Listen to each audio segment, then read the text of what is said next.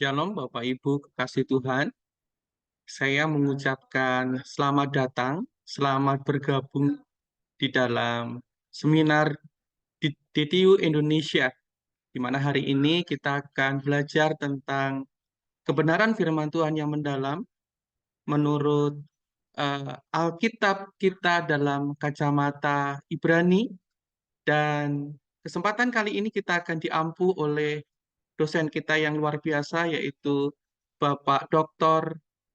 Paskalis Edwin Inyoma Paskah. Beliau adalah salah satu dari tim penerjemah LAI yang memberkati kita selama ini. Sebelum kita akan memulai seminar kita di kesempatan kali ini, saya mohon dengan hormat untuk sahabat saya yang terhormat, Bapak Muji, dapat membuka acara kita pada kesempatan kali ini. Saya persilahkan kepada Pak Muji untuk membuka dalam doa. Waktu saya persilahkan.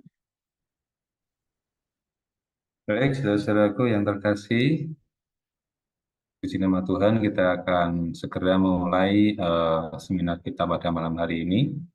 Mari kita akan terlebih dahulu berdoa. Bapa di dalam surga, kami bersyukur kepadamu karena hingga sampai saat ini Engkau memberikan kesehatan kepada kami. Setelah sepanjang hari ini, kami melakukan segala aktivitas dan pekerjaan kami.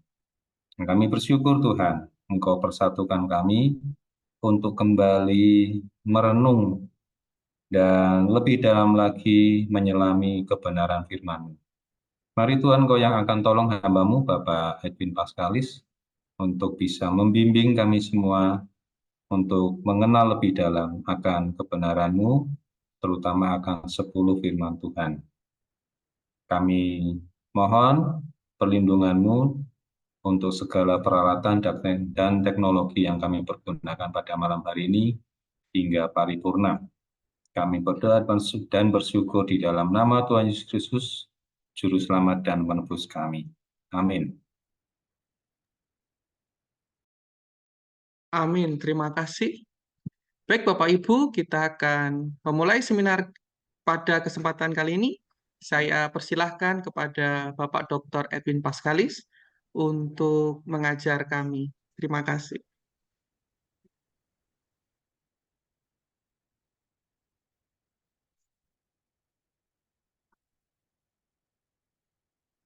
Selamat malam Bapak Ibu sekalian. Selamat berjumpa dalam pembahasan kita tentang 10 firman. Saya memang harus berpikir banyak sebelum menyampaikan ini, karena saya tidak tahu latar belakang kalian semua. Jadi sejauh mana kalian sudah memahami Alkitab, apa itu Alkitab, dan sebagainya. Karena sangat mempengaruhi cara kita menangkap satu seminar, ya, satu pembicaraan. Nah, saya memberikan cukup ilmiah apa yang saya sampaikan, tetapi saya akan mencoba sesederhana mungkin, itu supaya bisa nyantol juga di pikiran kalian. Sebelum kita memasuki apa yang disebut dekalog, saya ingin Anda punya gambaran menyeluruh tentang hukum di dalam Perjanjian Lama. Ya, ada banyak jenis hukum, seperti hukum perjanjian, hukum Deuteronomis, hukum kekudusan, hukum imamat. Dekalog itu salah satunya, tapi termasuk yang paling penting. Selain ya ini, kalau kita lihat hukum yang utama, ada hukum kasih lagi. Kemudian para rabi itu merumuskan lagi sekitar abad ketiga sampai abad ke-6, dia merumuskan hukum-hukum di dalam Pentateuch itu menjadi 613 hukum. Tapi kita tidak terlalu penting berbicara banyak tentang itu, kita fokus di Dekalog, di 10 firman yang menjadi topik kita malam ini. Jadi posisinya ada di sini. Dari sekian banyak hukum, ini sangat sentral. Persoalannya masih relevan enggak berbicara tentang dekalog ini. Masih berlaku nggak dekalog ini? Karena banyak hukum-hukum di dalam Perjanjian Lama itu ada hukum khusus yang berlaku hanya untuk Israel di tempat dan waktu tertentu. Anda harus ketika membaca Perjanjian Lama, tidak semua hukum Perjanjian Lama itu berlaku universal. Jadi itu harus dibedakan. Ada yang kekal, ada yang hanya khusus untuk Israel dan waktu tertentu. Misalnya hukum-hukum tentang bait suci, kandil, dan sebagainya, ya berlaku untuk zamannya itu. Ketika bait Allah sudah tidak ada, mau diapakan? Ya orang harus bisa membedakan hukum-hukum di dalam Perjanjian Lama, bukan ditembak semua, disamaratakan begitu. Nah, bagaimana dengan hukum 10 firman ini? 10 firman pun kalau kita lihat cara Yesus melihat, ya, ketika dia katakan, jangan kamu menyangka bahwa aku datang untuk meniadakan hukum Taurat dan kitab para nabi. Aku datang bukan untuk meniadakannya, melainkan untuk menggenapinya. Ya, yang seringkali orang salah pahami seakan-akan satu iota pun, satu titik pun di dalam Perjanjian Lama itu tidak boleh dihilangkan. Lalu orang berpikir, wah kalau menghilangkan satu titik di dalam Perjanjian Lama itu sudah menghapus firman Allah. Ya, kami sering-sering bergurau di dalam tim penerjemahan. Kadang-kadang kan kita harus memindahkan satu titik ke belakang atau ke depan, atau mengganti titik koma dengan titik.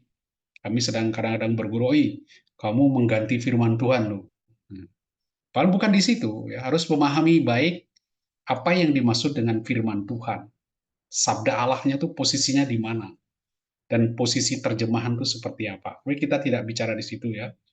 Ini kita lihat Yesus sendiri masih sering menyinggung tentang Dekalog, 10 firman, ketika dia orang kaya datang kepadanya, apa yang harus kami perbuat untuk mendapat hidup kekal? Dia katakan, ya kamu jangan membunuh ini. Kata Yesus, jangan membunuh, jangan berzina. Itu kan diambil dari Dekalog.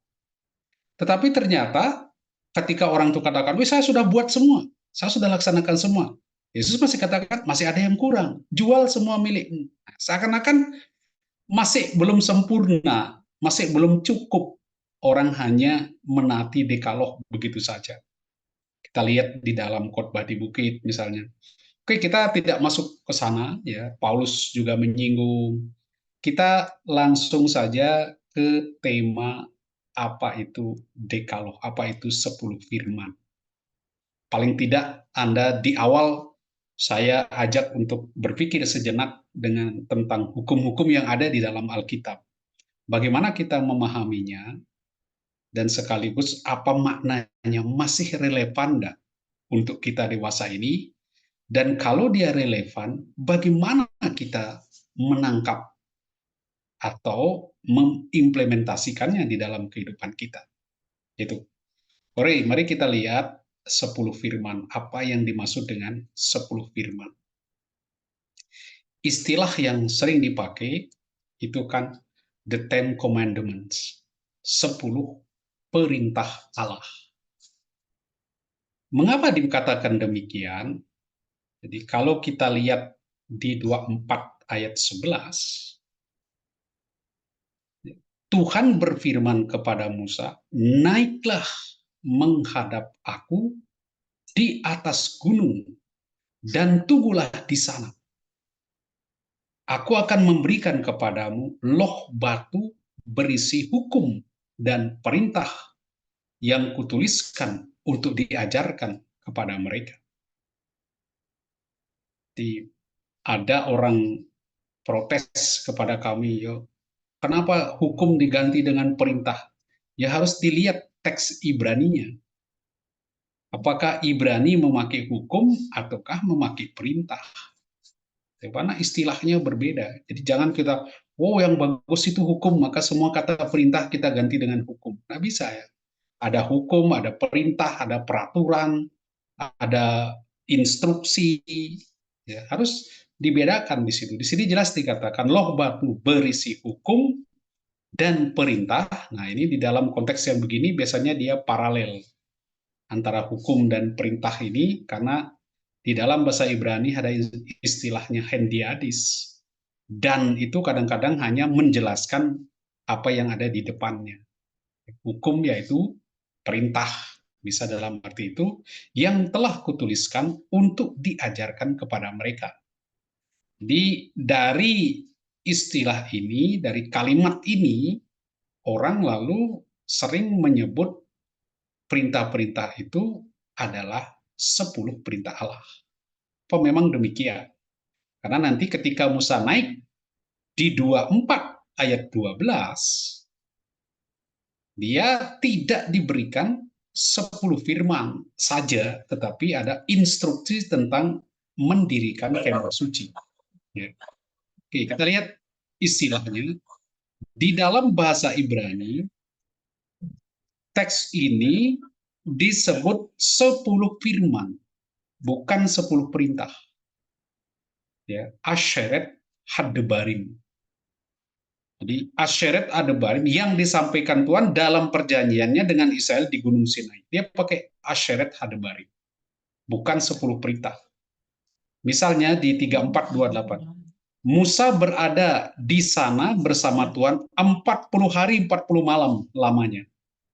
Ia tidak makan roti maupun minum air, ia menulis pada loh-loh itu kata-kata perjanjian ke-10 firman. Jadi bukan 10 perintah, tapi 10 firman. Nah, ia memberitahukan kepadamu perjanjian yang diperintahkannya kepadamu untuk dilakukan berupa 10 firman. Dan ia menuliskannya pada 2 loh batu. Jadi Asheret Hadebarim. Itu 10 firman, bukan 10 perintah. Pada loh itu Tuhan menuliskan 10 firman sama seperti tulisan yang semula yang telah diucapkannya kepadamu di atas gunung di tengah-tengah api dan seterusnya. Ya, jadi di dalam bahasa Ibrani mereka memakai istilah 10 firman, bukan 10 perintah. Dan kalau Anda lihat di 24:12, coba Anda lihat di 24:12, ketika Musa disuruh naik, berfirman, naiklah menghadap aku, maka Anda akan lihat di pasal 25, itu yang Tuhan berikan ketika Musa naik, bukan langsung loh batu, tetapi petunjuk, instruksi, perintah untuk mendirikan kemah suci.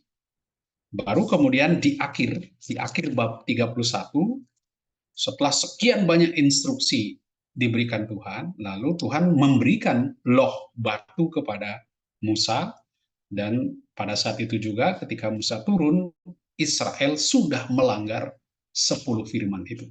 Oke, jadi istilah 10 perintah saya kira kurang begitu tepat. Apalagi di dalam perintah-perintah itu ada juga larangan. Ya, bukan disuruh tapi dilarang. Jadi firman jauh lebih tepat daripada perintah. Apalagi tidak seluruhnya berupa perintah, melainkan juga ada larangan, bahkan anugerah. Teks itu tidak semuanya berupa perintah. Ada larangan, ada anugerah. Di dalam bahasa Yunani dipakai kata dekalogoi. Deka 10, logos kata ya, logoi kata-kata, jadi 10 kata-kata, 10 firman.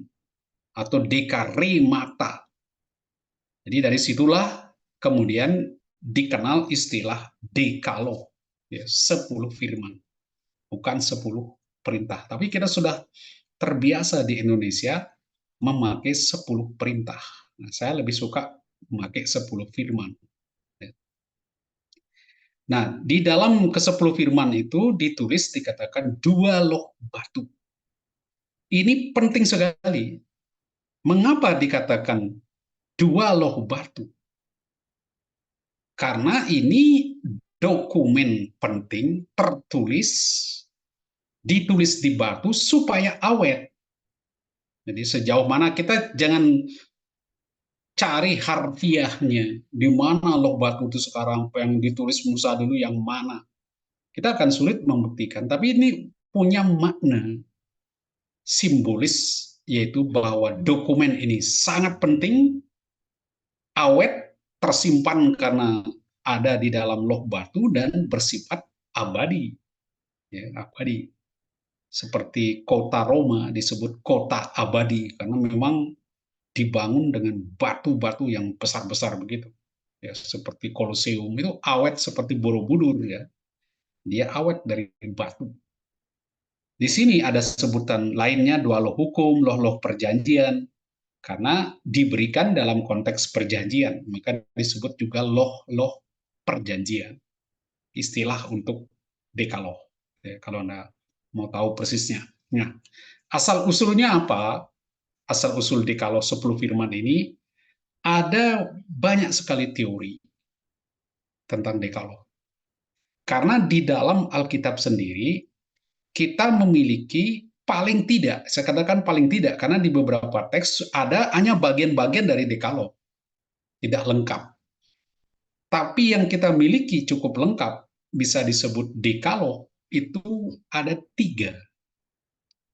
Pertama, di Keluaran 20, 1-17, ya, tuh Anda akan lihat di situ. Kemudian di Ulangan bab 5 ayat 6-21. Coba Anda lihat di situ. Sepintas Keluaran dan Ulangan itu mirip sekali. Tetapi kalau kita baca secara teliti, Anda akan menemukan ada beberapa perbedaan. Terutama kalau dari segi bahasanya, itu di dalam teks-teks Ulangan banyak sekali ditambahkan kata dan. Ya, kemudian alasan untuk sabat itu juga berbeda. Orang melihat atau memahami perbedaan ini sebagai cara Musa mengaktualisasikan dekaloh. Jadi dekaloh yang diberikan di Sinai kepada generasi pertama Israel yang keluar dari Mesir, kemudian karena semua generasi itu habis binasa, maka Musa menyiapkan dekaloh yang baru atau mengulang dekaloh di Sinai itu bagi generasi Israel yang kedua yang tidak mengenal peristiwa Sinai. Nah, itu yang kemudian disebut dekaloh di dalam kitab Ulangan. Isinya mirip sekali, tapi sedikit Musa memberikan perubahan-perubahan. Lalu di lain, nah ini yang menarik sebetulnya dan menjadi banyak perdebatan para ahli, ketika Musa turun dari Sinai pada Keluaran 32, coba Anda lihat di dalam Keluaran bab 32, jadi tadi kan kita lihat di 24:12 Musa disuruh naik untuk mengambil loh batu itu. Nah, ketika dia naik, ternyata dia tidak langsung turun karena Tuhan tidak memberikan langsung loh batu, tapi kenyataannya dia diberi instruksi tentang membangun kemah suci. Karena penting sekali Allah harus hadir. Maka Musa membangun kemah suci setelah instruksi diberikan cukup lengkap, walaupun belum selesai. Karena akan dilanjutkan di dalam bab 35, itu Musa diberikan loh hukum, tetapi di bawah ketika dia hendak turun, Israel sudah menyembah berhala, sudah melanggar firman atau firman-firman Tuhan, perintah yang ada di dalam loh itu. Karena itu Musa marah sekali, dia hancurkan loh itu, dia giling juga lembu emas yang dibuat oleh Israel, dan dibantai. Orang Israel sebenarnya rencananya mau dibunuh semua, tapi kemudian berkat doa Musa, mereka dibunuh hanya 3.000 orang, lalu perjanjian dibarui. Perjanjian dibarui, untuk memperbarui perjanjian itu, diberikan loh yang baru, 10 firman yang baru. Tetapi Tuhan berjanji, ayo bawa, bikinkan lagi loh itu, nanti kutuliskan lagi loh batu. Tapi isinya ternyata berbeda. Yang muncul di situ, di bab 34, ayat 10-28, itu yang muncul adalah dekaloh ritual. Jadi tentang ritus Paskah, ya, ritus upacara-upacara, bagaimana menghormati Sabat, ini yang disebut dengan dekaloh ritual. Dan dengan susah payah orang menyusun supaya menjadi 10, ya, supaya menjadi 10, karena tidak jelas pembagiannya di dalam teks aslinya itu. Oke, ini dekaloh etis ini. Jadi naik lagi kita lihat ya, kutuliskan untuk diajarkan, ditegaskan dalam 31, setelah selesai berbicara dengan Musa, Tuhan memberikan kepadanya kedua loh hukum, loh batu yang ditulis dengan jari Allah. Jadi ditegaskan sekali bahwa 10 firman itu ditulis oleh Tuhan. Apa memang demikian? Apa memang Tuhan dengan tangannya tulis itu? Mau dikatakan bahwa teks ini, firman ini langsung berasal dari Tuhan, ya, dengan memakai istilah ditulis dengan jari Allah. Tapi coba Anda perhatikan di dalam dekaloh ritual, di Tuhan berjanji akan pahatlah 2 loh batu sama seperti yang semula. Aku akan menulis pada loh-loh itu segala firman yang ada pada loh-loh yang semula yang telah engkau hancurkan. Nih saya katakan tadi. Tapi nanti ternyata bukan loh-loh yang semula itu, firman itu yang dibuat. Firmannya beda yang di 34 itu. Coba Anda baca sendiri nanti. Teksnya akan berbeda. Lalu tetapi di 34 kemudian, ini kalau Anda lihat loh yang saya katakan dekaloh ritual tadi, karena yang satu itu dekaloh etis, yang ini dekaloh ritual, walaupun dikatakan Tuhan akan menulisnya, yang menulis ternyata Musa. Di 27, berfirmanlah Tuhan kepada Musa, tuliskanlah segala firman ini. Sebab berdasarkan firman ini, aku mengikat perjanjian dengan engkau dan Israel. Ini pembaruan perjanjian, karena sudah dilanggar yang di Sinai itu. Jadi Musa berada di sana bersama Tuhan 40 hari 40 malam lamanya, ia tidak makan roti maupun minuman, ia menulis pada loh-loh itu kata-kata perjanjian ke-10 firman. Jadi siapa yang nulis? Ya, yang nulis saya katakan ya Allah, berasal dari Allah, tetapi dengan perantaraan Musa. Dengan kata lain, ya baik Allah maupun Musa itu terlibat di dalam penulisan 10 firman. Nah, itu cara pengarang mau menekankan bahwa teks ini bukan sekedar dari Musa, tetapi benar-benar dari inspirasi ilahi. Oke, jadi baik oleh Musa, ya kesimpulan kita atas petunjuk Tuhan. Jadi pengarang utamanya Tuhan, penulisnya Musa. Yang menulis bukan pikirannya sendiri, melainkan pikiran dan kehendak Tuhan. Nah sekarang masalahnya, benar nggak secara historis Musa yang menulis teks-teks dekaloh itu? Mungkin nggak di zaman itu Musa sudah mampu membuat tulisan seperti itu? Nah orang yang fanatik, tentu dia katakan tidak ada yang mustahil bagi Tuhan. Nah itu jawaban yang paling gampang. Pokoknya kalau Tuhan mau semua bisa. Orang dengan fanatisme dulu, kalau Anda berani, apalagi dulu Anda berani mengatakan bukan oleh Musa, bisa-bisa lehermu hilang besok. Karena gereja dulu sangat fanatik melihat bahwa semua ini oleh Musa. Jadi di dalam tradisi Yahudi maupun tradisi gereja, sangat ditekankan bahwa yang menulis ini adalah Musa. Jangan coba-coba mengatakan bukan dari Musa. Mereka katakan Musa itu nabi istimewa, Tuhan berbicara dengan dia, berhadapan muka, seperti seseorang bicara dengan temannya. Jadi di dalam Islam dia disebut kalimullah, dapat bicara secara langsung. Tak tahu ngomongnya pakai bahasa apa Tuhan sama Musa, ya, pakai bahasa Ibrani. Ya. Jadi berapa rasul yang dia di Islam pun diakui Musa bisa bicara berhadapan muka. Jadi apakah ketika penulis katakan Musa berbicara langsung dengan Allah berhadapan muka, apakah dalam arti ngomong dialog begini pakai bahasa apa? Apa dia nggak terbakar waktu bicara?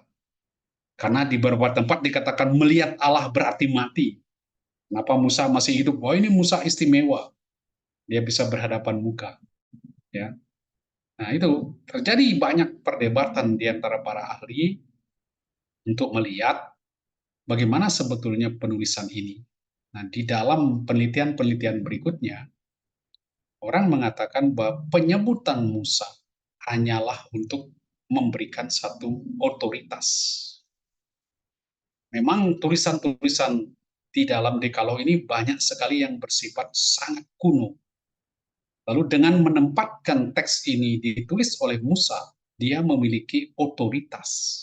Seperti Anda memberikan teks-teks kebijaksanaan ditulis oleh Salomo. Salomo sebagai yang punya wibawa otoritas terhadap tulisan-tulisan hikmat. Itu jenisnya sama. Hukum selalu dilemparkan kepada Musa. Jadi Dekaloh tidak ditulis di zaman Musa, melainkan jauh sesudahnya, bahkan mungkin di zaman pembuangan Babel. Ya. Tetapi beberapa isinya memang banyak yang bersifat kuno sekali, sangat tua.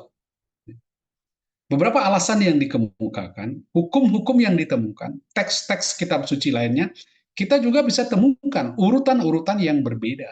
Misalnya di Yeremia. Jadi jangan mencuri, membunuh, berzinah, bersumpah palsu, membakar kurban kepada Baal. Jadi ada hukum-hukum yang mirip Dekaloh, urutannya berbeda. Di Hosea, orang bertanya, ini nabi dipengaruhi oleh Dekaloh atau Dekaloh dipengaruhi oleh nabi? Atau belum ada susunan yang baku pada zaman itu? Kenapa Yeremia dan Hosea misalnya mengutip urutan yang berbeda? Mungkin belum ada teks baku di zamannya. Atau bagaimana? Atau mereka tidak peduli dengan urutannya. Jadi sulit sekali memastikan siapa mempengaruhi siapa dan apa yang terjadi tentang ketuaan dari hukum ini. Nah, kita melihat ada sejenis memahami perbedaan hukum di dalam Perjanjian Lama. Ada hukum yang disebut hukum apodiktik. Ada hukum yang disebut hukum kasuistik. Nah, hukum yang apodiktik itu biasanya bersifat imperatif, absolut, tanpa syarat, sudah pasti. Dia jelas, Anda tidak usah menafsirkan macam-macam, karena dia jelas. Rumusannya benar, salah, selesai. Misalnya, jangan membunuh. Itu apodiktik. Karena jelas, pokoknya Anda jangan membunuh, pasti benar. Membunuh salah. Jadi tak perlu dipertanyakan lagi. Kasusnya perlu kasus per kasus, nggak perlu. Pokoknya jangan membunuh. Nggak perlu, jangan membunuh, enggak. Cukup, jangan membunuh. Itu apodiktik, universal. Jangan mencuri. Universal. Tidak ada tambahan jangan mencuri jagung, jangan mencuri emas, enggak. Pokoknya jangan mencuri. Dia bersifat universal. Imperatif, absolut, pasti. Itu namanya hukum apodiktik. Nah, di dalam Dekaloh Anda akan temukan banyak hukum apodiktik. Kadang-kadang di dalam rumusan yang ada dipakai siapa begini, pastilah begini. Terkutuklah orang begini, janganlah begini. Itu rumusan-rumusan hukum apodiktik. Ada namanya hukum lain, yaitu hukum kasuistik. Jadi harus pahami sistem perundangan di dalam Perjanjian Lama. Ada hukum kasuistik, yakni hukum dengan syarat dan jenis kasus tertentu. Misalnya, jika begini, maka. Walaupun sebetulnya dalam bahasa Indonesia aneh. Setelah kata jika, kenapa harus maka? Kan tidak perlu jika begini, maka begitu. Itu seakan-akan ada dua anak kalimat. Jadi maksudnya jika begini, dia akan begitu. Jika kamu pergi, saya datang. Tidak perlu jika kamu pergi, maka saya datang. Cukup jika kamu pergi, saya akan datang. Jika kamu datang, saya akan pergi. Atau jika kamu datang, saya pergi. Atau jika kamu datang, saya datang. Tidak perlu maka lagi. Nah, apabila orang bertengkar dan yang seorang memukul sesamanya dengan batu atau tinju, namun sesamanya itu tidak mati, hanya terpaksa berbaring di tempat tidur. Jika dia masih dapat bangun dan berjalan-jalan di luar dengan tongkat, maka orang yang memukulnya bebas dari hukuman. Hanya saja ia harus membayar ganti rugi selama sesamanya menganggur dan mengurusnya sampai sembuh. Ini hukum kasuistik. Hukum ini tidak bersifat universal. Jadi jangan Anda, firman Tuhan berkata begitu. Kalau orang bertengkar sampai pukul sesamanya ini, wah ini kita lihat praktekkan. Ya kita punya hukum negara, kita punya hukum sipil, kita punya hukum pidana, punya sendiri. Jadi jangan terapkan hukum ini untuk kehidupan Anda sehari-hari dalam masyarakat. Ini firman Tuhan, harus diikuti, tidak boleh satu iota pun dibuang. Enggak, ini namanya hukum kasuistik. Kasus-kasus tertentu. Dalam waktu yang konkret, waktu tertentu, zaman tertentu. Beda dengan yang apodiktik, dia bersifat universal. Tak terbantahkan, berlaku umum. Nah, di dalam teks-teks Dekalog, Anda menemukan hukum-hukum yang bersifat apodiktik. Ini ya perbedaannya di situ. Nah, di luar kitab suci, dalam hukum-hukum yang di masa timur ini kita juga temukan. Seperti jangan berzina, jangan mencuri, jangan membunuh. Ada di Mesir, ada. Di Sumeria ada, kerajaan Hitit. Bahkan susunannya, jadi banyak yang menduga teks Dekalog ini dipengaruhi oleh hukum perjanjian antara vasal dan raja penjajah mereka, itu memakai pola itu. Selalu diawali dengan prolog yang bercerita tentang sejarah dan sebagainya, apa yang dilakukan oleh si tuannya. Kemudian ada perintah-perintah yang menunjuk kepada apa yang dilakukan oleh kerajaan vasal, kerajaan taklukan. Jadi modelnya seperti itu. Jadi orang menduga ini paling meniru bentuk perjanjian antara kerajaan penguasa dengan vasal. Gitu. Jadi orang menyelidiki terus asal-usul dari Dekalog itu. Kapan dibentuk, kapan ditulis, siapa yang menyusunnya. Jadi saya berikan di sini ada Mursilis, ya, orang-orang ini pemakaian perintah. Kemudian Simon Mowinkel di akhir masa sebelum pembuangan. Jadi teori banyak sekali, tapi kita sulit memastikan ya, kapan persisnya. Dugaan saya ada teks-teks yang sudah sangat kuno, tetapi penyusunan akhirnya ya besar kemungkinan selesainya itu di zaman pembuangan, redaktur terakhirnya. Tapi banyak teks-teksnya sudah sangat kuno, ya baik itu dari Pris maupun dari Elohis. Nah, selain itu ada yang menduga teks ini merupakan perayaan perjanjian. Jadi ketika ada pemahkotaan raja, lalu dibuat seakan-akan ya kontrak ya perjanjian raja dan rakyatnya, kamu akan menjadi ini. Nah, teks ini dibaca untuk pembaharuan perjanjian, untuk mengingat apa yang mereka harus lakukan. Lebih-lebih nanti dekalog ritual itu dipakai di dalam kultus-kultus upacara. Ya, kita mungkin tidak akan bisa memastikan kapan persisnya, pastinya teks ini dibuat. Tapi yang jelas bahwa kita mengenal ada dua versi Dekalog. Yang satu mungkin ya ditulis oleh Pris, yang satunya oleh Deuteronomis, tetapi mereka melihat undang-undang yang ada ini, hukum-hukum yang ada ini dengan memperhatikan hukum yang sudah tua, ya, yang sudah ada juga di bangsa-bangsa lain. Ya. Oke, kita nih mungkin teks ini kuno sekali, dan mungkin awalnya tuh pendek-pendek memang. Lalu diberi nilai-nilai teologis.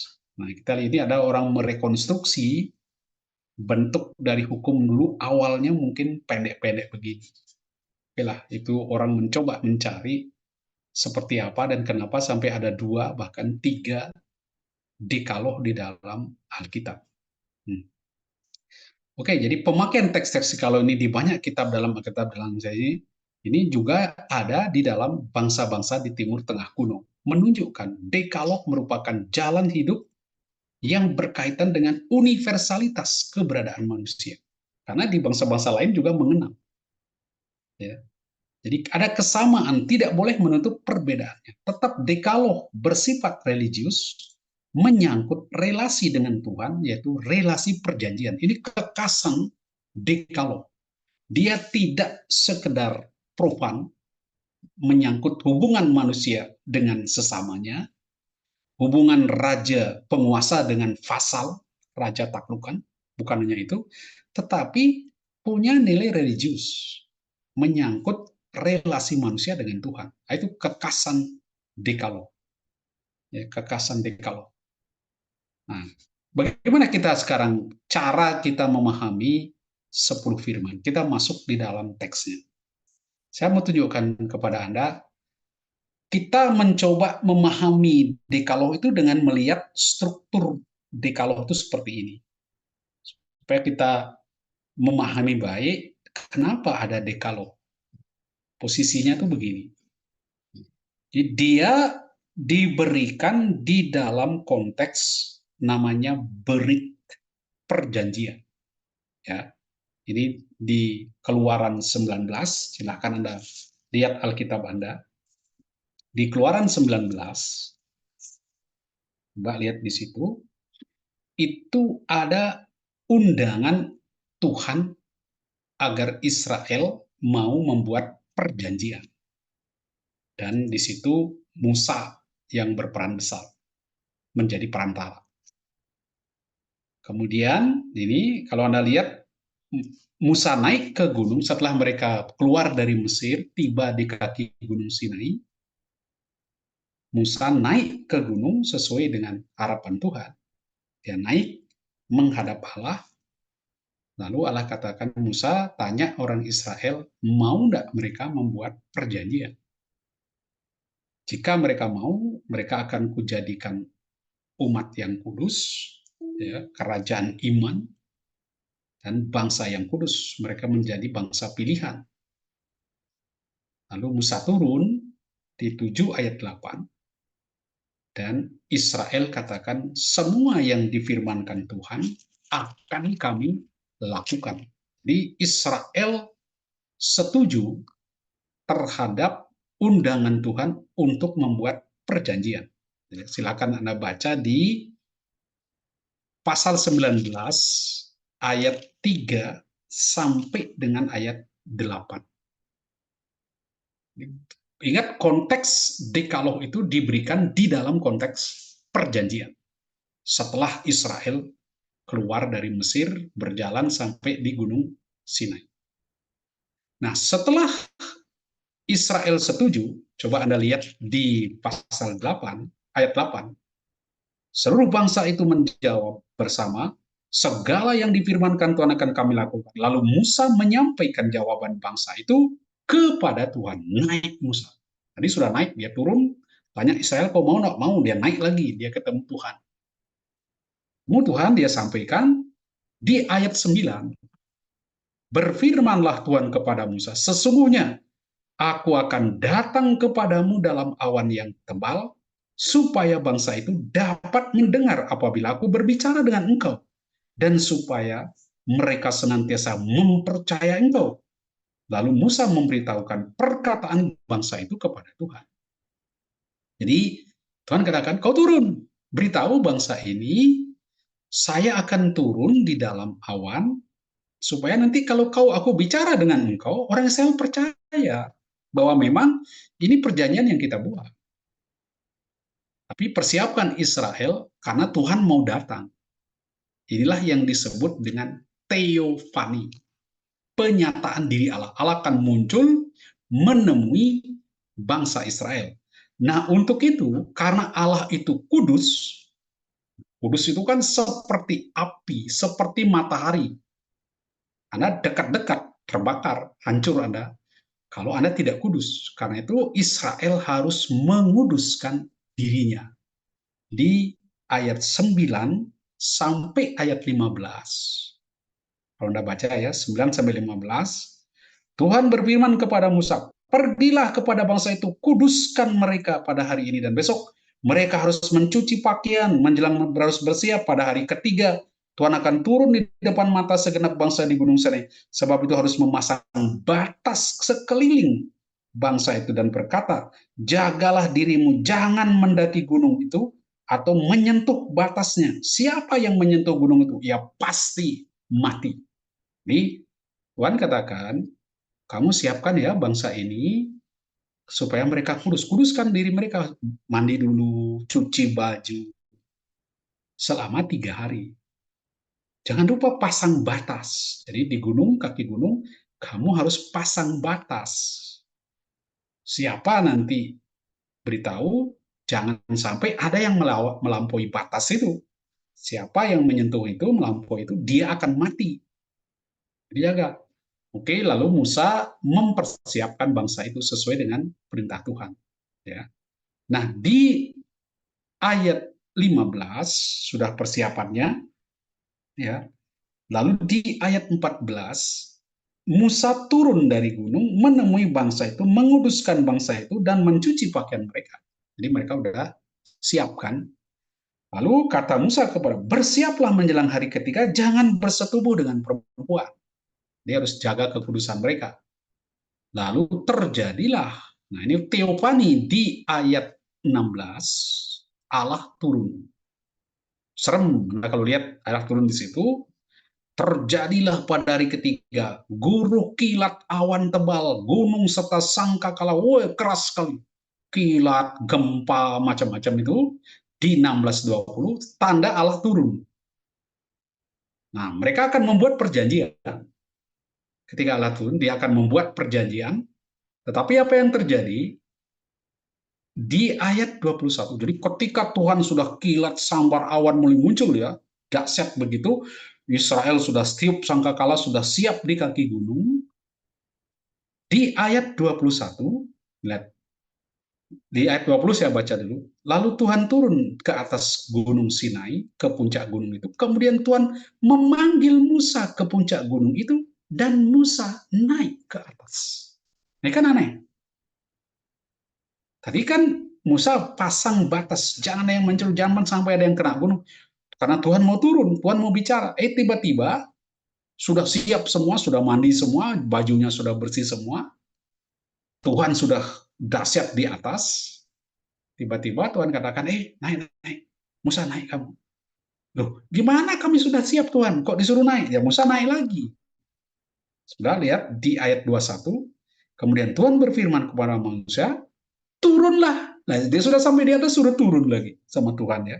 Turunlah, peringatkanlah bangsa itu, supaya mereka jangan menerobos untuk melihat Tuhan. Dan banyak dari mereka akan tewas. Juga para imam yang sedang mendekati Tuhan harus menguduskan dirinya, supaya Tuhan tidak menumpas mereka.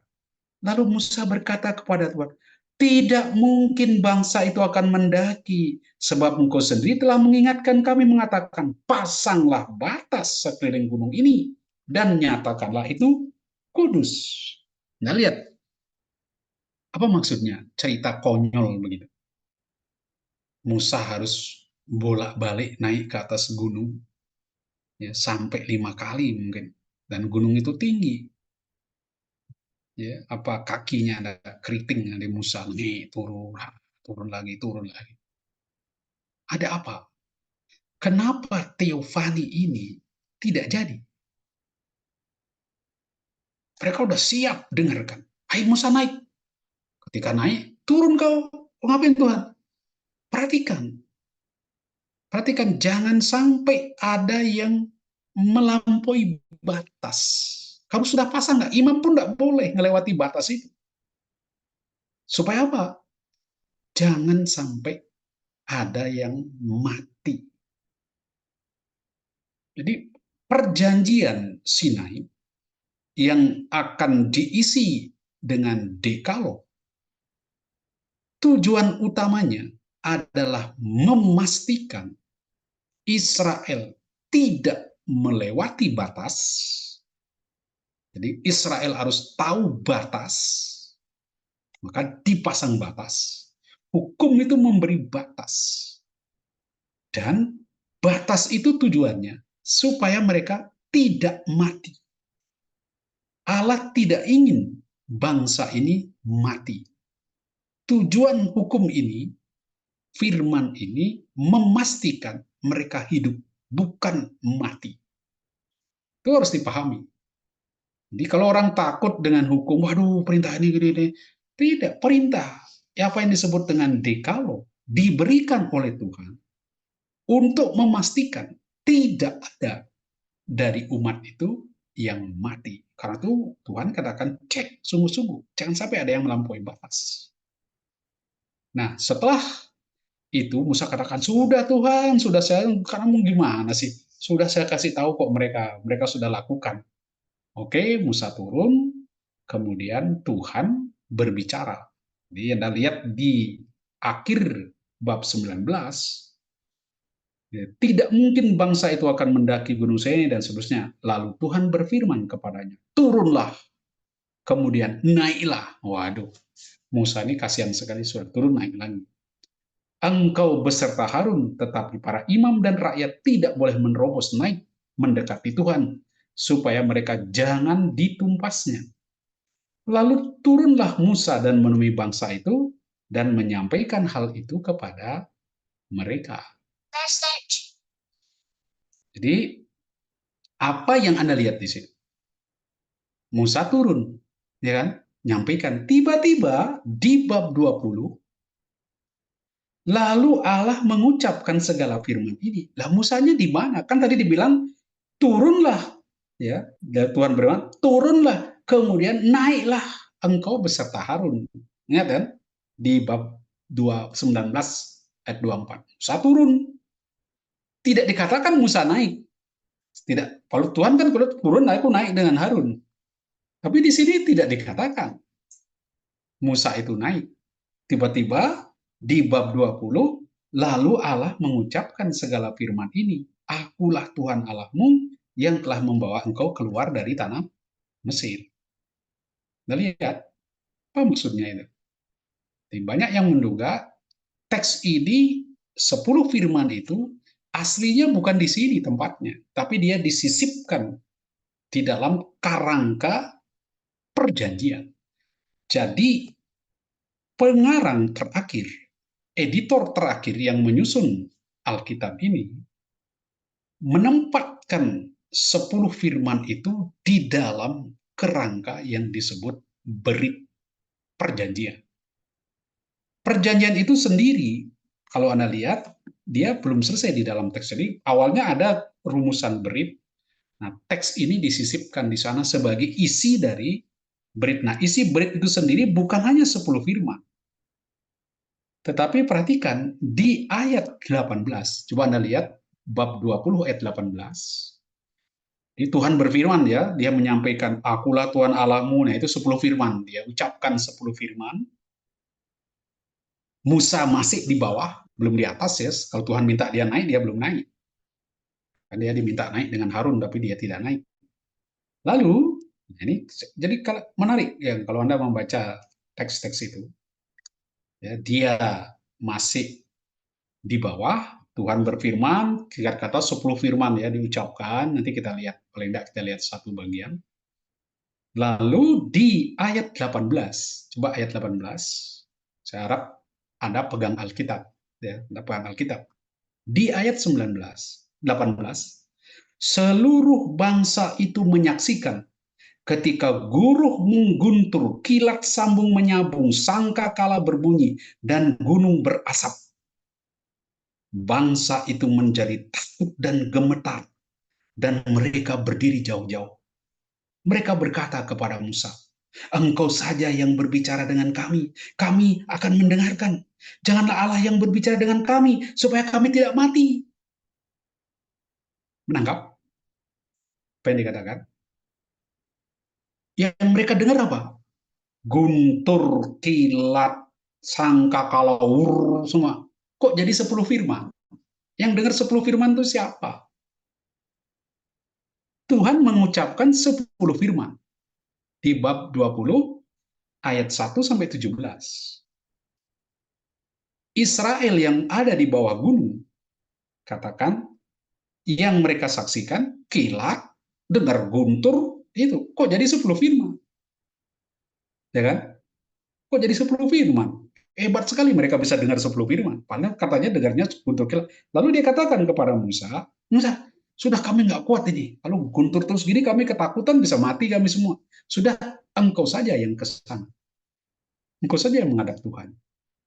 Tapi Musa berkata, jangan takut sebab Allah datang bukan untuk mencoba engkau dan maksud supaya ada takut akan Dia padamu, agar jangan kamu berbuat dosa. Tujuannya gitu. Aneh sekali itu Musa kenapa itu supaya aku jangan berbuat dosa. Bangsa itu berdiri jauh-jauh, lalu Musa mendekati awan, masuk bertemu dengan Allah. Tidak dikatakan dia naik gunung, tapi dia ada awan di situ, dia masuk, mengandaikan dia pasti naik ke awan situ. Lalu apa yang didapat oleh Musa? Ketika dia naik, orang Israel di bawah nunggu. Musa naik, kalau Anda seperti itu, menarik sekali struktur dari Dekalog. Kalau Anda baca, untuk memahami Dekalog, orang sebelumnya harus melihat dulu konteksnya. Ada apa di situ? Kenapa akhirnya posisi Dekalog ditempatkan di situ? Nah, ketika Anda perhatikan, di ayat 22 sampai 23, ayat 33, itu Anda akan menemukan teks yang disebut kitab perjanjian. Lihat, coba dilihat teksnya. 20 mulai ayat 22, peraturan tentang berhala dan mesbah. Berfirmanlah Tuhan kepada Musa, beginilah kau katakan kepada orang saya. Lain kan suaranya? Jadi kan tadi guntur guru-guru macam-macam, Musa diminta oleh Israel, sudah kau aja Musa, nanti kami mati semua, sudah kau aja yang ke sana. Ya ini kan teofani ini, interupsi ini, udah akhirnya Musa mendekat kan.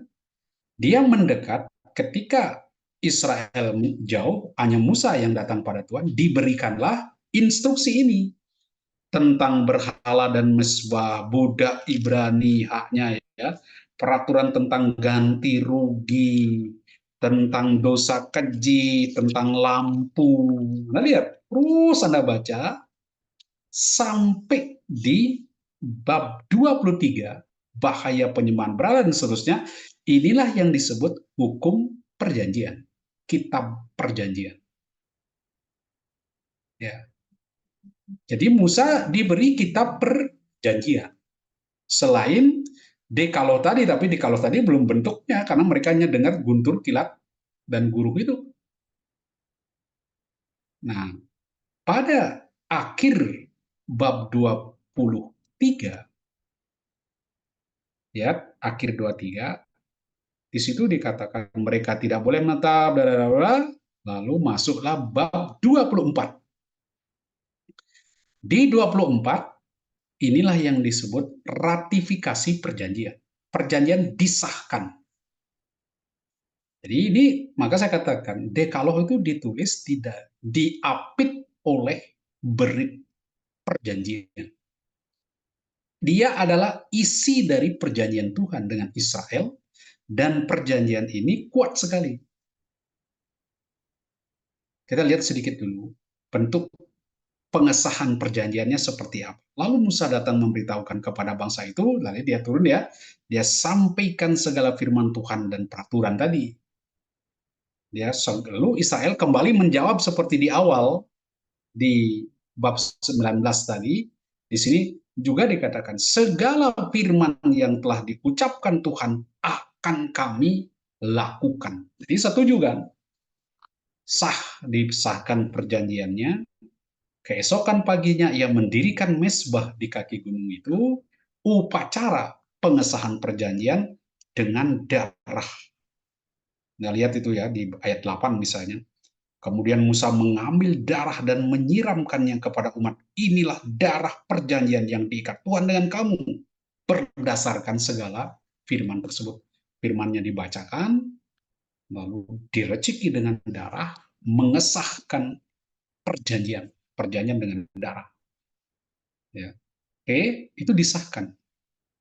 Nah, saya tunjukkan sedikit, itu teknik di dalam cara perumusan hukum di dalam perjanjian lama.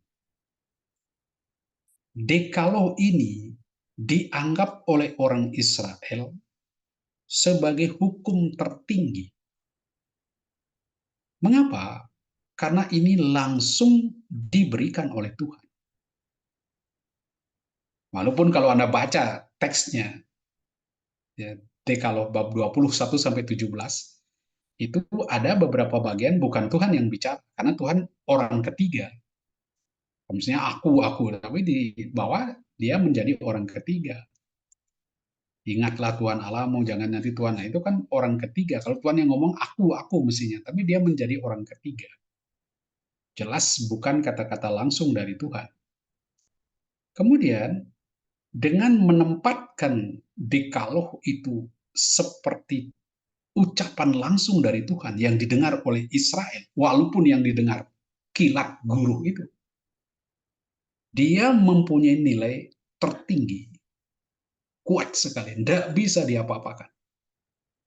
Sedangkan yang disebut dengan kitab perjanjian, nilainya lebih rendah. Karena ini diberikan oleh Tuhan melalui Musa. Kita tidak tahu apakah Musa jujur atau tidak, ya percaya saja pokoknya. Musa nyampaikan dalam arti itu. Jadi tidak langsung, maka nilainya lebih rendah daripada dekaloh. Maka dia diselingi, diinterupsi dengan teofani. Sehingga dekaloh inilah yang benar-benar ada di dalam teofani. Dan karena dia diapit oleh teofani, maka dekaloh itu sebetulnya mengungkapkan siapa sebetulnya Allah. Dekaloh adalah rumusan-rumusan firman yang memperkenalkan kepada kita siapa sesungguhnya Allah. Allah adalah pembebas. Dia membebaskan Israel dari penjajahan Mesir, dan kini dia memberikan anugerah kepada Israel melalui perjanjian berupa strategi-strategi yang Israel pakai supaya mereka tetap bebas. Di situ. Jadi ini memang hukum yang diberikan supaya Israel bisa mengembangkan kebebasan yang mereka miliki, yang mereka dapat. Gitu. Nah, bagaimana caranya supaya Anda masuk di dalam perjanjian?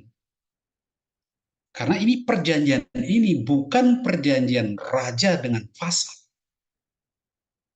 Raja penguasa dengan raja takluk, kan? Tetapi ini perjanjian antara Tuhan dengan Israel. Bagaimana Anda dapat masuk di dalam perjanjian yang dalam tanda petik dengan yang ilahi, dengan yang Anda tidak lihat? Anda tidak lihat. Jangan Anda pikir Tuhan Musa lihat Musa, maka digambarkan seperti api asap di sini.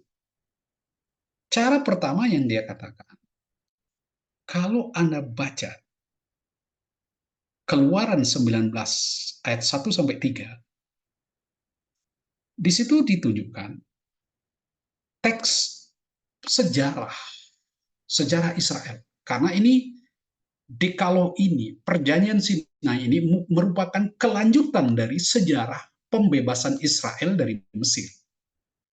Karena itu di dalam bab 19 dikatakan, pada tanggal 1 bulan ketiga dadada setelah mereka berangkat dari Rafidim, mereka tiba di padang gurun Sinai, lalu berkemah di padang gurun itu.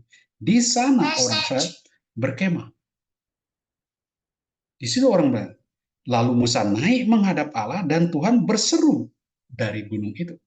Jadi Anda lihat, ini suatu cerita yang historis, suatu cerita sejarah.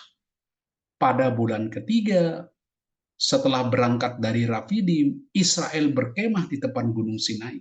Ini semua peristiwa sejarah, perjalanan biasa, historis. Tetapi sekarang, ketika Anda mau memasuki perjanjian, ketika kita pun masuk di dalam perjanjian dengan Tuhan, mau mengakui saya ini umat perjanjian, orang harus membaca sejarah itu sebagai peristiwa iman. Lalu apa yang dikatakan di ayat 4? Kalau Anda baca di ayat 4, 19 ayat 4. Kamu sendiri telah melihat apa yang kulakukan kepada orang Mesir, dan bagaimana aku telah mengangkat kamu di atas sayap Raja Wali dan membawa kamu kepada. Apakah mereka melihat Allah itu menghancurkan orang Mesir?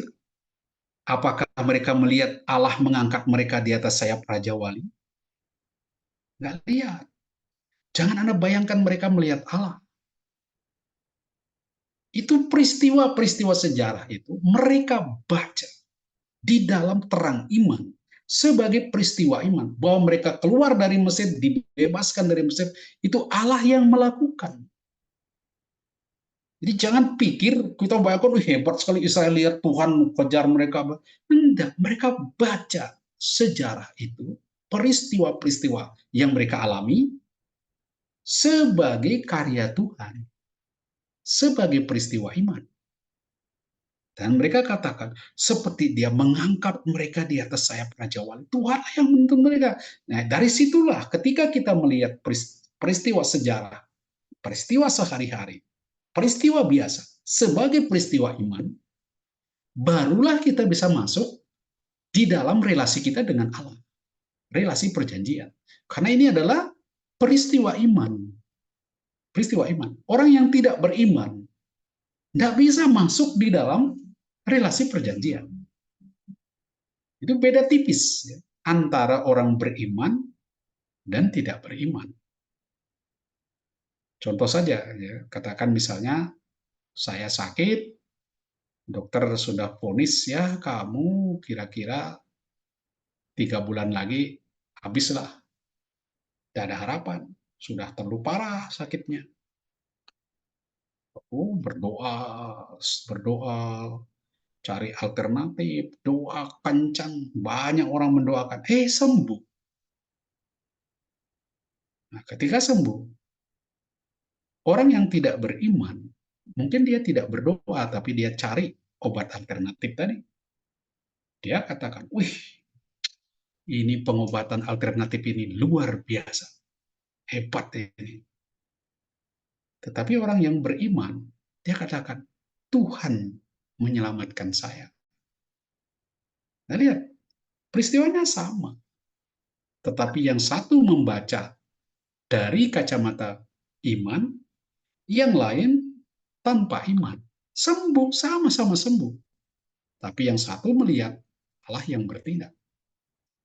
Nah, ketika Anda ingin masuk di dalam perjanjian dengan Tuhan, bahwa saya punya relasi khusus dengan Tuhan, relasi perjanjian, dan Dia memberikan saya firman ini untuk saya ikuti, agar mencapai kehidupan abadi. Apa? Harus berani membaca peristiwa sejarah saya, membaca hidup saya sebagai peristiwa iman. Situ, di awal sudah ditunjukkan bagaimana aku menuntun engkau. Lihat perbuatan-perbuatan Tuhan, karya-karya Tuhan bagi kita. Baru orang di situ mau masuk di dalam perjanjian. Nah, ketika masuk di dalam perjanjian, Israel dijanjikan oleh Tuhan akan menjadi milik kesayangan dari segala bangsa, kerajaan imam bangsa yang kudus. Dan inilah yang menjadi nanti identitas orang.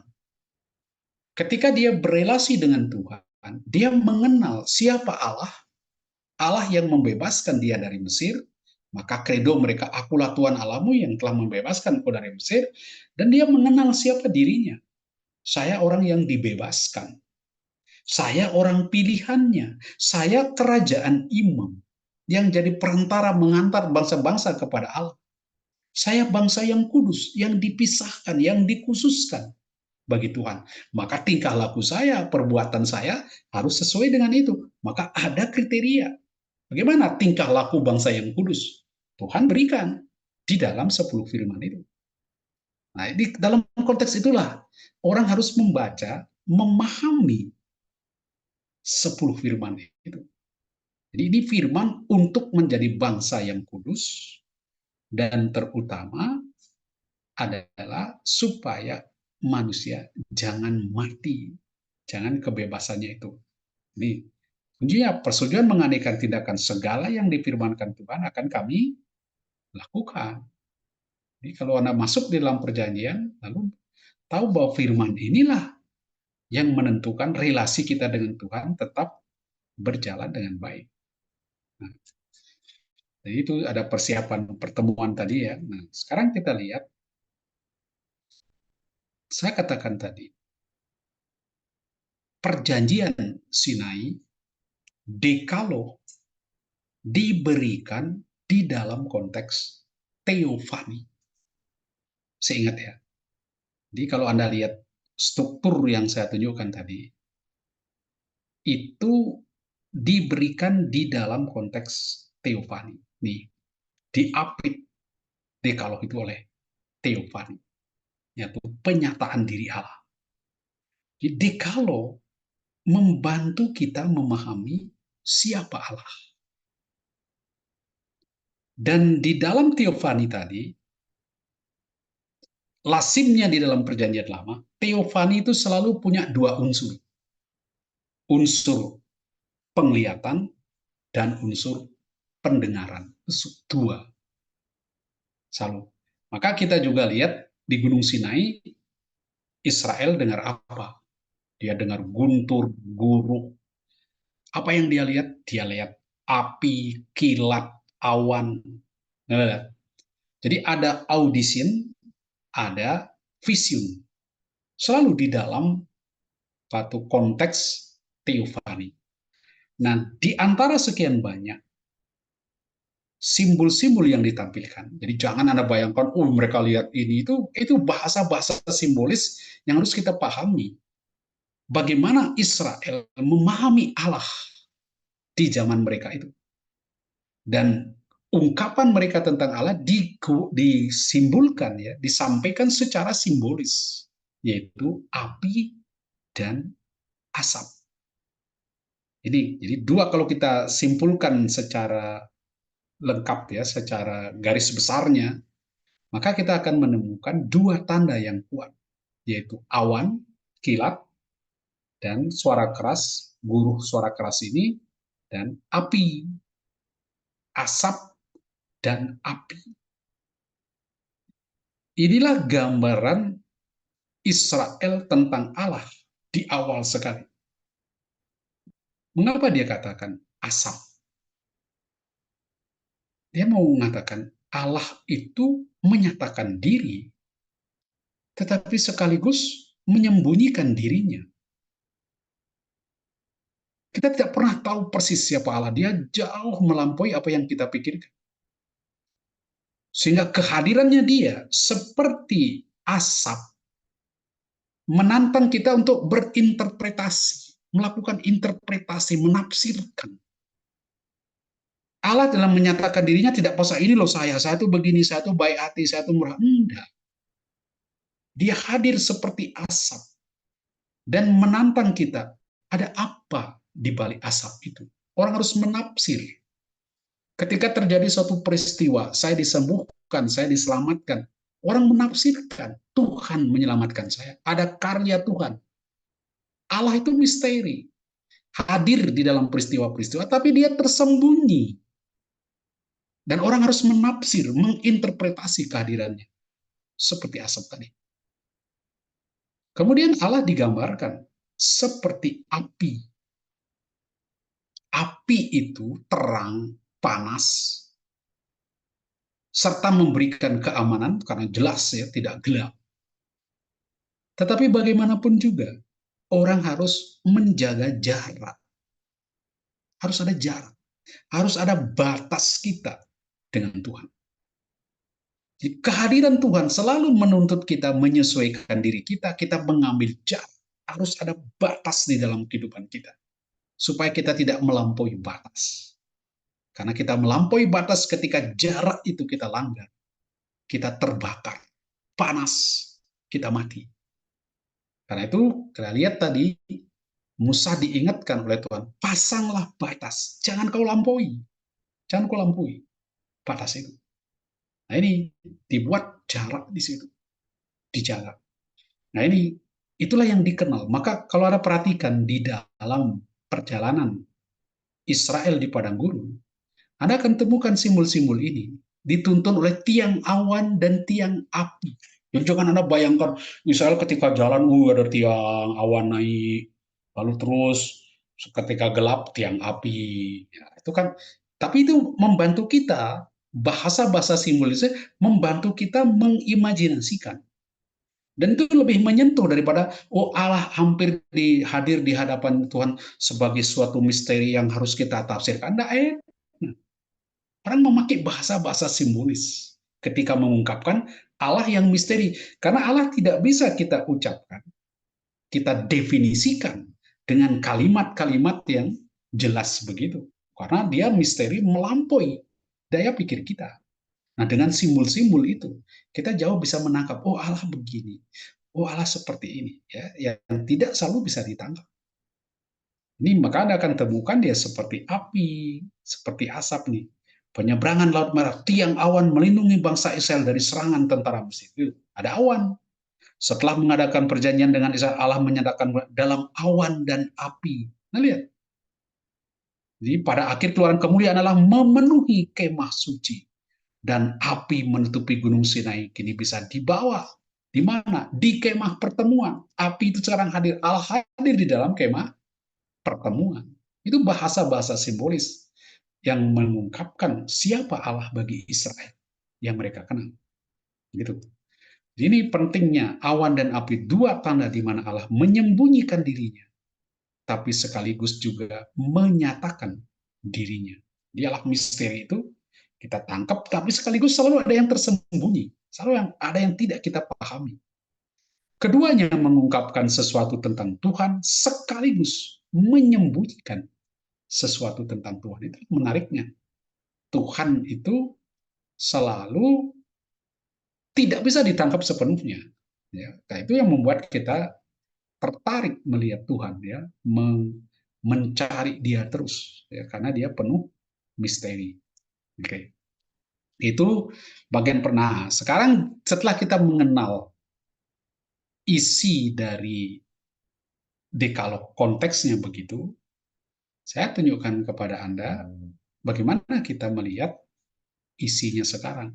Di umumnya ketika orang membaca 10 firman, orang menyatakan siapa sebetulnya, saya tidak tunjukkan pembagian 10 firman ya, lupa saya di sini. Ini bagaimana membaca 10 firman itu. Nah, ada pembagian 10 firman. Oh, ini kayaknya saya salah.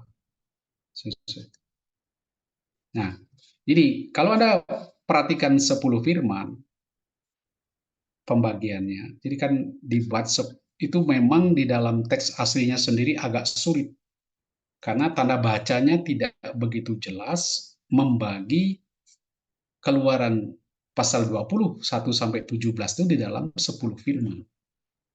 Karena itu ada perbedaan yang cukup menonjol di kalangan Yahudi, kemudian Katolik Roma, Anglikan, Lutheran, lalu ada gereja Protestan Timur, Ortodoks, Reformis, Calvinis, di dalam cara membaca 10 firman itu.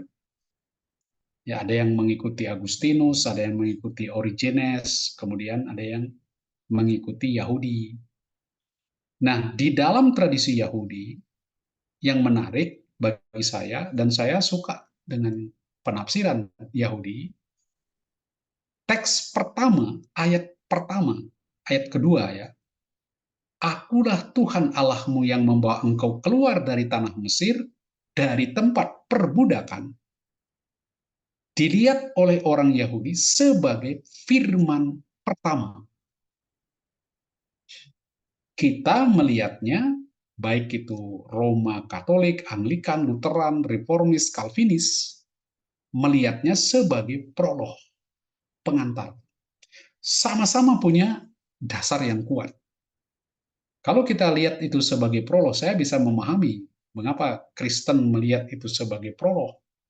Karena dia membandingkan perjanjian Sinai ini dengan perjanjian antara bangsa-bangsa kuno, yaitu raja-raja penguasa dengan vasalnya.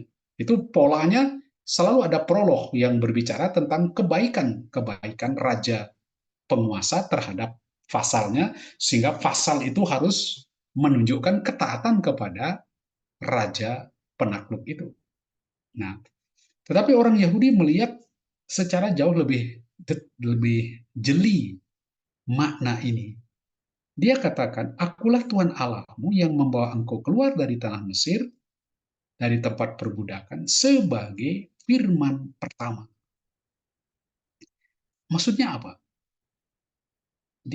Ini firman pertama Israel, bukan berupa perintah, tetapi berupa penyataan siapa Allah.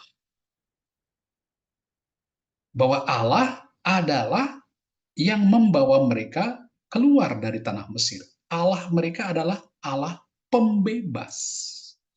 Allah yang memberi mereka anugerah kebebasan. Jadi isi firman pertama di dalam Dekaloh adalah pengenalan siapa Allah. Bukan perintah, tapi anugerah kebebasan yang diberikan oleh Allah ini.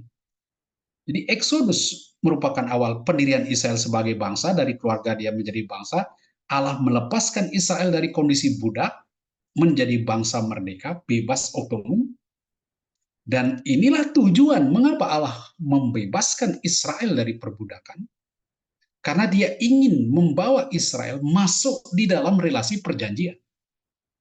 Dan seorang budak tidak bisa membuat perjanjian, karena dia tidak otonom. Tidak bebas, dia tergantung pada majikannya, tidak bisa membuat perjanjian. Karena itu Allah membebaskan Israel menjadi yang otonom, bebas, merdeka, sehingga bisa membuat perjanjian.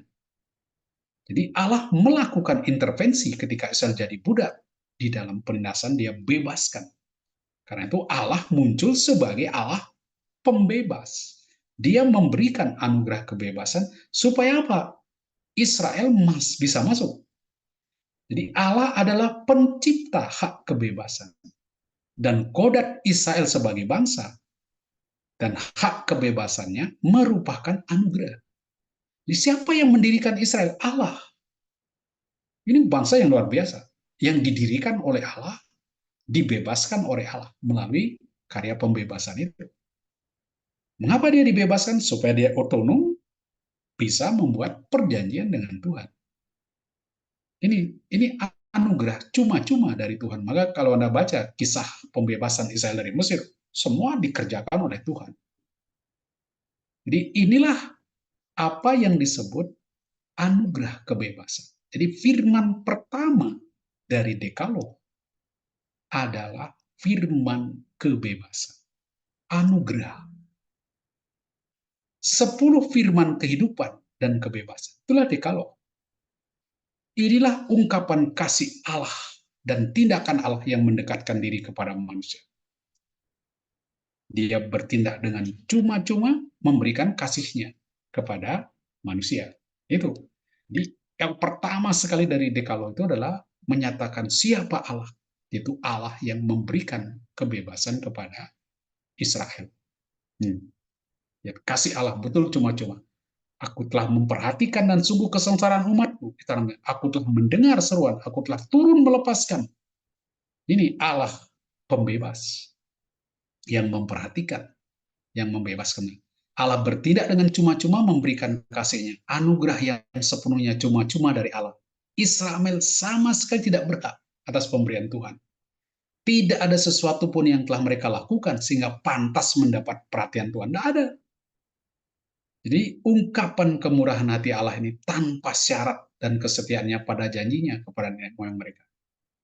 Jadi ada bahaya Israel tidak memahami hal itu dengan baik dan mengira Allah berbuat baik kepada mereka karena mereka memiliki keistimewaan. Jangan sampai.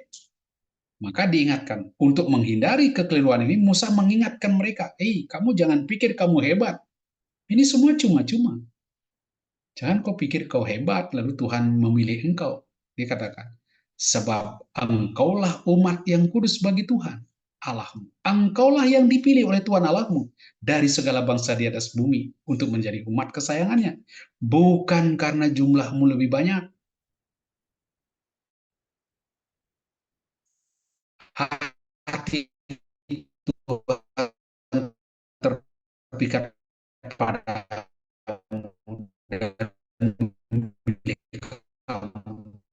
bukan kamu ini yang terkecil,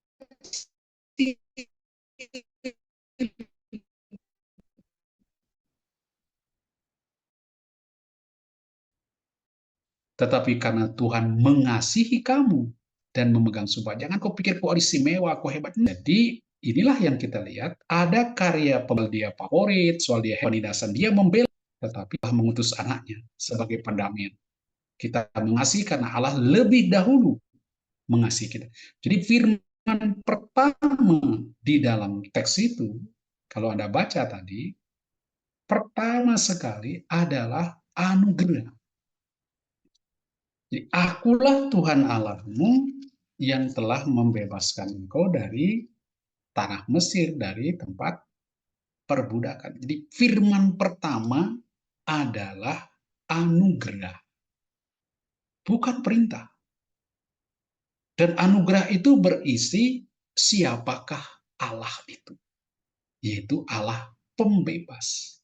Allah yang memberikan kepada Israel kebebasan. Jadi itulah kabar gembira. Jadi logika pikir kita. Ini Paulus katakan, karena ketika kita masih lemah, Kristus telah mati untuk kita. Sebab tidak mudah seorang mau mati untuk orang benar. Kan tapi Allah menunjukkan kasih. Jadi ketika kita masih berdosa, dan sudah memberikan kita kebebasan. Artinya anugerah lebih dulu. Tuhan memberi dia kebebasan, setelah itu baru ada tanggapan dari manusia. Jadi bukan karena Anda berbuat baik, lalu Anda diberi anugerah. Jadi nanti ini menganggap jasa. Enggak, Tuhan memberi kita anugerah kebebasan, lalu sebagai logika, akibat kebebasan yang Anda terima, jangan ada padamu Allah lain. Nanti firman pertama, firman jangan menyembah berhala. Jadi polanya bertentangan logika pahala. Melakukan sesuatu untuk menyenangkan hati Tuhan, maka saya mendapat balasan anugerah dari Tuhan. Itu kan pola pikir kita. Ya, wah, kita harus menyenangkan hati Tuhan. Kita berbuat ini untuk menyenangkan hati Tuhan. Seakan-akan kita berbuat sesuatu berjasa untuk Tuhan. Tidak ada. Banyak orang berpikir saya sudah berbuat baik, saya sudah begini maka Tuhan harus balas kebaikan saya. Tuhan hutang loh sama saya sudah buat ini, buat itu. Awas loh kalau tidak dibalas. Nggak ada. Logikanya terbalik. Logikanya pahala dulu, anugerah dulu, baru kemudian konsekuensinya kita berbuat baik. Jadi inilah jantung kabar gembira yang dibawa Kristus. Dan itu pula yang ditunjukkan oleh 10 firman. Ketika Anda membaca Injil, Injil itu kabar gembira. Kristus datang pertama membawa kabar gembira. Kerajaan Allah sudah dekat. Ini kabar gembira. Lalu apa tanggapan kita? Bertobatlah. Percayalah pada Injil. Kabar gembira dulu diberikan. Apa kabar gembira itu? Ya, keselamatan, kebebasan Yesus Kristus. Lalu bagaimana tanggapan manusia? Jadi bahkan apa yang disebut Alkitab pun sebetulnya seperti itu. Alkitab itu kesaksian dulu siapa Allah. Ya kan? Allah pembebas, Allah yang berbelas kasih, itu kabar gembira, itulah anugerah, baru kewajiban. Di firman pertama di dalam Dekalog adalah anugerah. Akulah Tuhan Allahmu yang telah membawa engkau keluar dari tanah Mesir. Penyataan siapa Allah? Yaitu Allah yang memberi kebebasan. Allah yang memberi anugerah. Lalu menyusullah rahmat itu.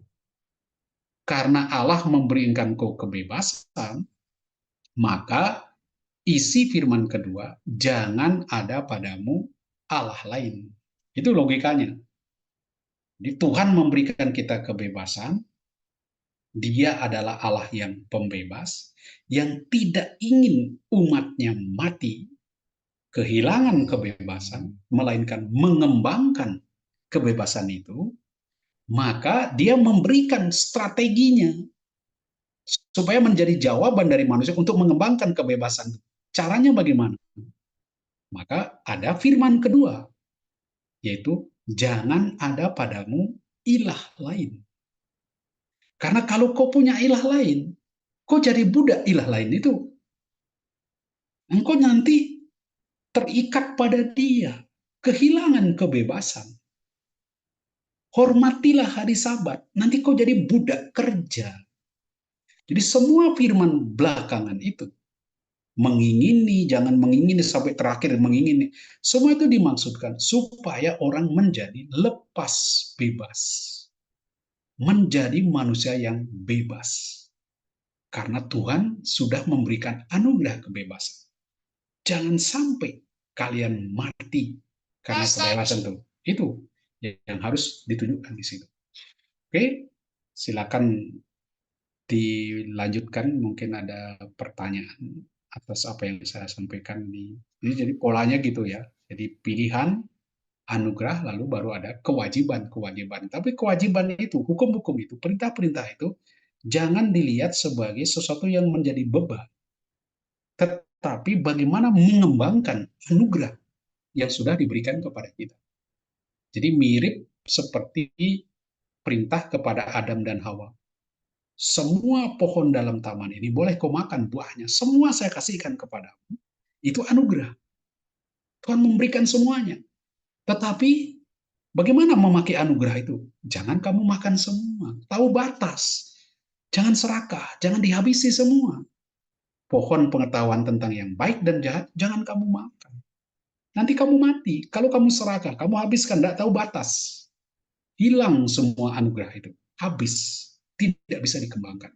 Maka ada strategi memakai anugerah itu. Itu pola hukum di dalam Perjanjian Lama. Selalu dimulai dengan anugerah. Lalu bagaimana bagaimana strategi menggunakan anugerah itu, diberikan hukum-hukum itu. Nah, itu pola di dalam 10 firman. Oke, saya kira di situ supaya ada waktu, mungkin ada yang mau tanya jawab, silakan. Terima kasih. Puji Tuhan. Baik, terima kasih Bapak Skalis dan Bapak Ibu. Terima kasih juga sudah bergabung bersama DTU dan Kafuta Ministry, juga Nine Discipleship ya. Akan ada beberapa kegiatan ke depan, mulai dari tanggal 22 yang Bapak Ibu juga bisa ikuti apabila Bapak Ibu memiliki waktu. Mari silahkan, ada tanggal 22 di mana ada dari Pak Ferry nanti, kemudian juga ada tanggal 23, 27 dan 29. Jadi nanti akan kalau Bapak Ibu memiliki waktu, silahkan bisa bergabung bersama dengan kami. Dan kami percaya, kami berdoa juga supaya setiap pembelajaran yang kami melalui setiap seminar yang diadakan, itu bisa menjadi berkat bagi Bapak Ibu semua. Nah, Bapak Ibu, untuk seminar ini sudah diumumkan dari awal bahwa Bapak Ibu akan mendapatkan e-sertifikat. Bapak Ibu sudah bisa mengisi, dan kode dari seminar malam hari ini adalah KADOS. Baik, untuk menutup saya bisa minta Bapak Daulat Saragi, apakah? Baik, bisa, Bu. Iya, silakan Bapak, silakan menutup Ya. dalam doa. Baik, kita sama-sama berdoa. Bapa di sorga, kami bersyukur di waktu yang begitu indah yang Tuhan berikan kepada kami dapat bersatu, bersekutu untuk rindu belajar firman-Mu. Dan hamba-Mu, Pak Paskalis, telah mengungkapkan rahasia-rahasia firman-Mu yang begitu ajaib, yang kami belum begitu memahaminya. Buka hati dan pikiran kami senantiasa, agar segala sesuatu rahasia firman-Mu menjadi rema dalam setiap kehidupan kami. Engkau yang memberkati Pak Paskalis beserta keluarga. Engkau juga berkati para panitia yang menyelenggarakan kegiatan ini. Terima kasih ya Bapak atas ilmu yang telah diberikan oleh hamba-Mu. Terima kasih juga oleh kesempatan ini. Ke depan juga ya Tuhan, izinkan kami untuk dapat bersatu, senantiasa belajar dan rindu untuk semakin cerdas di dalam iman, agar kami dapat hidup sesuai dengan kehendak-Mu saja, sesuai dengan firman, dan segala sesuatu aktivitas kami dapat menyenangkan hati Tuhan. Terima kasih ya Bapa. Kerinduan kami telah dapat hidup seperti Tuhan Yesus yang telah pernah hidup, dan kami senantiasa memberitakan firman ke seluruh dunia. Terima kasih Bapa, terpujilah nama-Mu. Di dalam nama anak-Mu, Tuhan kami Yesus Kristus, kami mengucap doa syukur hormat kepada-Mu saja. Haleluya. Amin.